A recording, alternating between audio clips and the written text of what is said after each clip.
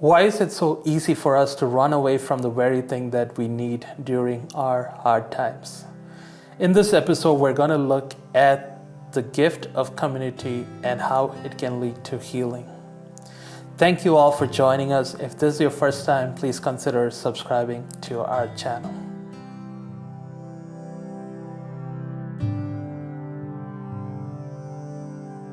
Probably all of us have been in a season where we long for acceptance, but we fear the cost of rejection.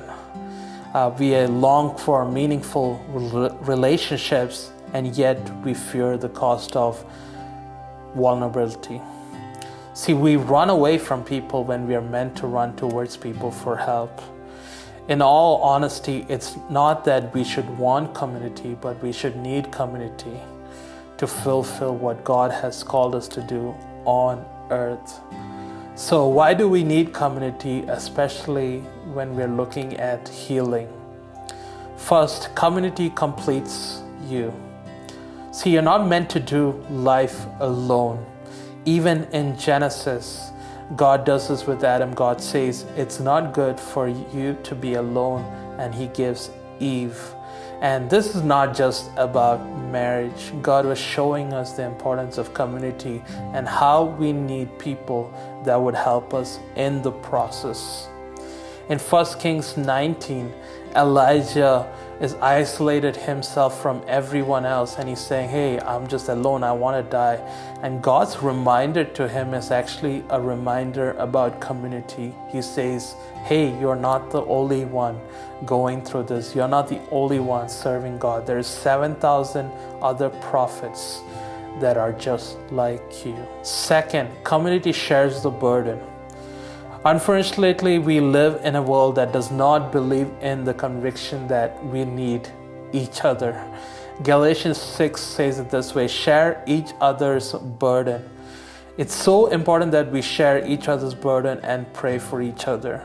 Even Jesus needed somebody to carry his cross on the way to crucifixion. Third, community carries you.